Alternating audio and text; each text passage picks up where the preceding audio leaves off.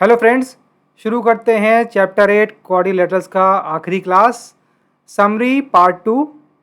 पिछली क्लास में समरी और कुछ क्वेश्चंस किए थे, उसी का भाग 2 शुरू करते हैं। तो समरी के साथ साथ चैप्टर के कुछ कंसेप्ट्स का एप्लीकेशन और एडवांसमेंट भी सीख लिया जाए, क्योंकि आगे कैसे क्वेश्चन बनते हैं, कैसे बड़ी डिफ़िकल्ट प्रॉब्लम्स बनाई जाती हैं। इन्हीं चैप्टर्स में इसके कंसेप्ट्स निहित हैं, उनको समझते चलें समरी के साथ साथ। Summary and exercises part 2 chapter 8 quadrilaterals. Chapter 7 revise करना ज़रूरी है, क्योंकि उसके कंसेप्ट इस चैप्टर में हर जगह प्रयोग में आते हैं। तो पहले देखते हैं एनालिसिस एंड एप्लीकेशन। एक एग्जाम्पल लिया है, एग्जाम्पल 6 पेज नंबर 112, थोड़ी केस स्टडी और इस क्वेश्चन से किस तरह की एप्लीकेशंस निकलती हैं, इसकी फर्दर एनालिसिस कैसे हो सकती है, देखते हैं। एग्जाम्पल 6 पेज नंबर 112 खोलिए। एक पजल है कि एक ट्राइंगल शेप का फार्म है, लैंड का पीस है, और उसके 4 बराबर हिस्से करने हैं, equal in all aspects, size, shape, area etcetera. Equal का ये मतलब हुआ a farmer has a triangular farm which he wants to divide into 4 equal farms, how it can be done easily. इसे कैसे किया जाए? तो एग्जाम्पल अगर आप याद करें, वहाँ पे आपको कुछ इस प्रकार का चित्र प्राप्त हुआ था। ये था, रिकॉल आपने क्या किया था इसमें कि ट्राइंगल कोई भी ले लें, किसी भी तरह का ट्राइंगल हो, मोस्ट जनरल ट्राइंगल, विषम बाहु त्रिभुज ले लें, उसकी तीनों भुजाओं के मिड पॉइंट्स को अगर मिलाएंगे तो आपको 4 ट्राइंगल्स प्राप्त होते हैं। ये आपने क्वेश्चन में देखा था। और ये चारों ट्राइंगल कॉन्ग्रुएंट होते हैं। तो कॉन्ग्रुएंट का मतलब equal in all aspect, size, shape, dimension, area, what ever you name. और लैंड की अगर पार्टीशनिंग की बात होनी है, फार्म है तो उसके इक्वल फार्म्स कैसे होंगे? साइज, शेप और एरिया सब बराबर हो। अब साइज शेप बराबर हो गया तो कॉमन सेंसिकली एरिया भी बराबर हो जाएगा, तो वो चारों इक्वल पार्ट हो जाएंगे। Join mid points of side to obtain 4 congruent triangles, 4 equal parts. ये इस एग्जाम्पल का एप्लीकेशन है। और अब थोड़ा सा इसको आगे बढ़ाते हैं, थोड़ा सा घुमाते हैं, सवाल बनाते हैं। द क्वेश्चन इज, ये आपके लिए क्वेश्चन है, इसको सॉल्व नहीं किया गया है, आपको सोचना है। वही ट्राइंगल है, उसके अंदर एक और ट्राइंगल बनाया गया है। The inner most blue triangle is constructed by joining mid points of sides of triangle DEF। ABC के अंदर DEF बनाया था। अब अगले चरण में DEF के भी भुजाओं के मध्य बिंदु को मिला के ये नीला त्रिभुज बनाया गया है। The inner most triangle blue triangle is constructed by joining mid points of sides of triangle DEF। अब ये देखते हैं कौन सा सॉल्व कर पाता है। Find ratio of areas of outer most and inner most triangles. सबसे बाहर कौन सा है? ABC, और सबसे अंदर कौन है? इनर मोस्ट, ये जो ब्लू ट्राइंगल है। इनके एरियाज का रेशियो निकालना है। पिछले सवाल के एप्लीकेशन से निकलेगा ये जो क्वेश्चन किया था हम लोगों ने, एग्जाम्पल 6 पेज नंबर 112। इसी कंसेप्ट में इसका रहस्य छुपा हुआ है अगले क्वेश्चन का। थोड़ा अच्छा क्वेश्चन है, इस तरह के क्वेश्चन आते हैं कंपटीशन में। अब एरिया देखिए, घबराना नहीं है, थोड़ा दिमाग लगाइए, पिछले सवाल को अप्लाई करना है। जहाँ तक रही बात एरिया की, तो एरिया वाले कंसेप्ट आपकी पिछली ओल्ड NCERT में थे, और इसको भी कवर किया जाएगा, एक्स्ट्रा क्लासेस लेंगे। और to be continued area chapter 1 ले लिया जाएगा, which was part of old NCERT। अभी वर्तमान में NCERT का पार्ट नहीं, लेकिन आगे तो आना ही है, कॉम्पिटिटिव एग्जाम में तो इसके कुछ सवाल आते ही हैं। तो we will do some class to be continued. Okay, next is recap कर लेते हैं, रिवीजन थोड़ा सा। एंगल बाइसेक्टर पे हमने कुछ एक सवाल किए हैं, इनको आप सिंपली नोट कर लें और किताबें मार्क कर लें। 3-4 रिजल्ट्स निकाले थे, क्वेश्चन का ही ये नतीजे थे। तो आएगा पहला standard result, angle bisector of alternate angles are parallel. Example 4 note करें, page number 109। This was standard result, angle bisector of alternate angles are parallel. दूसरा, angle bisectors of interior angles are perpendicular. Example 5 page number 109, ये भी एक standard result है। ये आपको तीनों याद रहने चाहिए, कई बार आएंगे सवालों में, ये अपने आप में ट्रू फॉल्स भी हैं। जो आपने क्वेश्चंस किए थे उन क्वेश्चंस में छुपे हुए स्टैंडर्ड रिजल्ट्स हैं, जो कहीं ना कहीं आगे अप्लाई होते हैं। Number 3, angle bisectors of corresponding angles are parallel. Example 5 page number 79, ये चैप्टर 6 में था। याद करें और रिवाइज करें, मार्क कर लें अपनी बुक में। रिजल्ट 3 है, angle bisector of corresponding angles are parallel. तो एकांतर कोणों के समद्विभाजक समांतर होते हैं, आंतरिक कोणों के समद्विभाजक लंबवत होते हैं और संगत कोणों के समद्विभाजक भी समांतर होते हैं। ये 3 एग्जाम्पल हैं, इसको मार्क कर लें, नोट कर लें, ये स्टैंडर्ड रिजल्ट है। ये एक रिवीजन हो गया एंगल बाइसेक्टर्स का। इसके बाद एक रिकैप हो जाए डायगोनल्स का। विकर्ण, चतुर्भुज पढ़ा है तो उसमें विकर्ण होते हैं, उनके बारे में हमने क्या रिजल्ट्स निकाले हैं। हमने देखा था if diagonals bisect each other than the quadrilateral is parallelogram, ये तो थ्योरम ही थी, शायद 5वीं 6ठी 7वीं थ्योरम थी शुरुआत में ही चैप्टर के। If diagonals bisect each other than the quadrilateral is parallelogram, तो ये अपने आप में नेसेसरी एंड सफिशिएंट कंडीशन है कि अगर पैरेललोग्राम है तो उसके डायगोनल्स बाइसेक्ट करेंगे, म्यूचुअली बाइसेक्ट करेंगे। और अगर कोई भी रैंडम क्वाड्रिलेटरल दिया जिसके डायगोनल्स आपको बाइसेक्ट करते नजर आ रहे हैं, then you can safely conclude कि ये एक पैरेललोग्राम होगा। This is a necessary and sufficient condition, आवश्यक व पर्याप्त दशा है। Number 2, if diagonals of a parallelogram are equal then it is a rectangle, ये भी नेसेसरी एंड सफिशिएंट कंडीशन है। इसे हमने क्वेश्चन में देखा था। अगर विकर्ण किसी समांतर चतुर्भुज में बराबर लंबाई के हो जाएं, किसी समांतर चतुर्भुज के विकर्ण की लंबाइयां अगर बराबर हो जाएं तो वो निश्चित रूप से आयत हो जाता है। This is again a necessary and sufficient condition. Revise करें, क्वेश्चन नंबर 1 एक्सरसाइज 8.1 यही कहता है। तो ये क्वेश्चन अपने आप में एक स्टैंडर्ड रिजल्ट है, ये आप याद रखें कि कोई भी अगर पैरेललोग्राम है, पैरेललोग्राम होना चाहिए in the first place, not a general quadrilateral. आप ये नहीं कह सकते कि किसी जनरल क्वाड्रिलेटरल में अगर डायगोनल बराबर है तो वो रेक्टेंगल हो जाएगा। फर्स्ट ऑफ ऑल उसको पैरेललोग्राम होना चाहिए, उसके बाद एक एडिशनल रेस्ट्रिक्शन है कि उसके डायगोनल्स की लंबाई भी बराबर हो जाए, तो उस दशा में पैरेललोग्राम रेक्टेंगल हो जाता है। हमने देखा था कि पैरेललोग्राम का ही एक सब डिवीजन है रेक्टेंगल, उसी का एक वर्गीकरण है जो हमने पिछली क्लास में एक लॉजिकल क्लासिफिकेशन ऑफ क्वाड्रिलेटरल्स देखा था। तो इसे भी हम नोट कर लें। एक्सरसाइज 8.1 का पहला सवाल यही कहता है। आगे, if diagonals of parallelogram are perpendicular then it is a rhombus.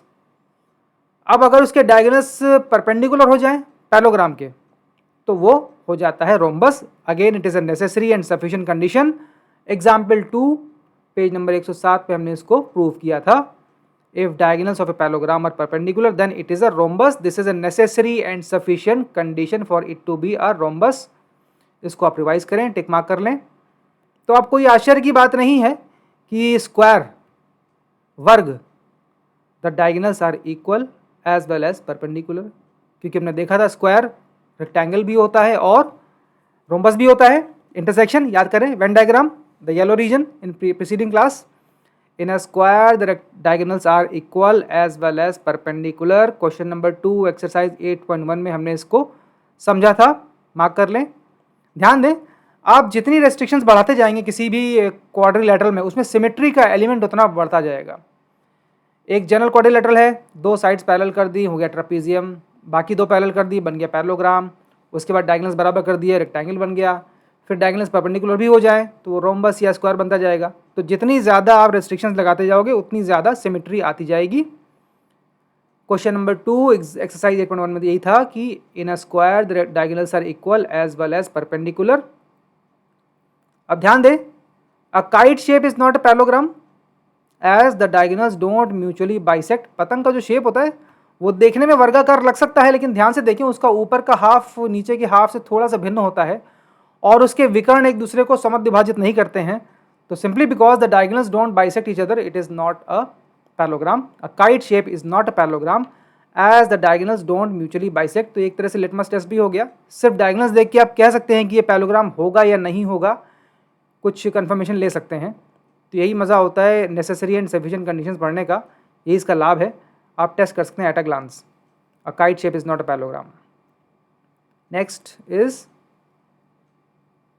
काजू कतली, हम सबकी फेवरेट मिठाई होती है। उसका शेप ज़रा गौर करें और देखें, kaju katli is a rhombus shape as diagonals are perpendicular bisector of each other.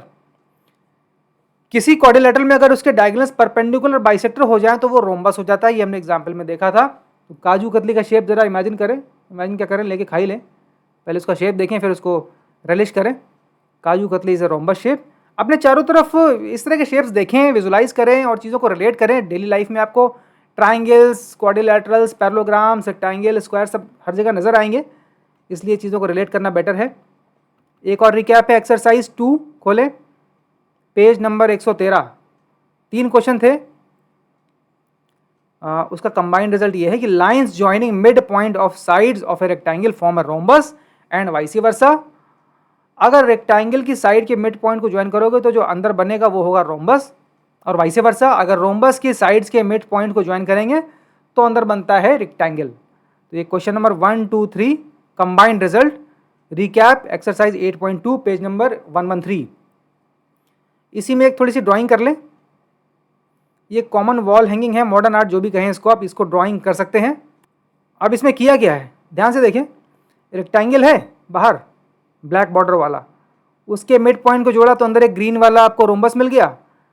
फिर फर्दर इस रोम्बस के साइड्स के मिड पॉइंट जोड़े तो अंदर एक और रेक्टेंगल मिल गया। फिर अंदर वाली की साइड के मिड पॉइंट जोड़े तो एक और रोम्बस मिल गया। इस तरह उत्तरोत्तर आपको एक रेक्टेंगल एक रोम्बस मिलता जाएगा इन्फिनिटली, अनंत बन जाएंगे इसमें। तो एक सुंदर सी डिज़ाइन बन जाएगी। ये ड्राइंग करें, एक कॉमन वॉल हैंगिंग है, आपको कई जगह नज़र आएगी, तो अपने पढ़ाई के कमरे में बना के टांग लें। एक अच्छी सी पेंटिंग है, मॉडर्न आर्ट है, और उसके ऊपर सवाल लिख लें, ये रिजल्ट। तो इस पेंटिंग की व्याख्या हो जाएगी, ज्यामितीय व्याख्या, ज्योमेट्रिकल इंटरप्रिटेशन। इसको आप कर सकते हैं, फील करें, ऑब्जर्व करें, चारों तरफ ज्योमेट्रिकल शेप्स बिखरे हुए हैं प्रकृति में, उसे देखें और रिलेट करें। इसके बाद एक छोटा सा क्वेश्चन है, अच्छा सवाल है। Taking longest side of a triangle as its base, अगर किसी त्रिभुज की सबसे लंबी भुजा को उसका बेस या आधार कहा जाए, then median to base ratio in a triangle, in a right angle triangle is, क्या होगा ये निकालना है आपको। ये m.n लिखा है, ये नंबर्स फिल करने हैं आपको। Taking longest side of a triangle as its base, the median to base ratio in a right angle triangle is m.n, fill in the blank. Second part, is this ratio a sufficient condition for a triangle to be right angled?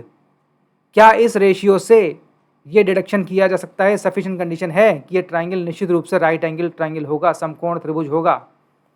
सबसे बड़ी भुजा को अगर आधार कहा जाए तो माध्यिका और आधार की लंबाई का अनुपात क्या होगा इन अ राइट एंगल ट्राइंगल, और क्या ये रेशियो इस बात की गारंटी देता है कि ये ट्राइंगल राइट एंगल ट्राइंगल होगा।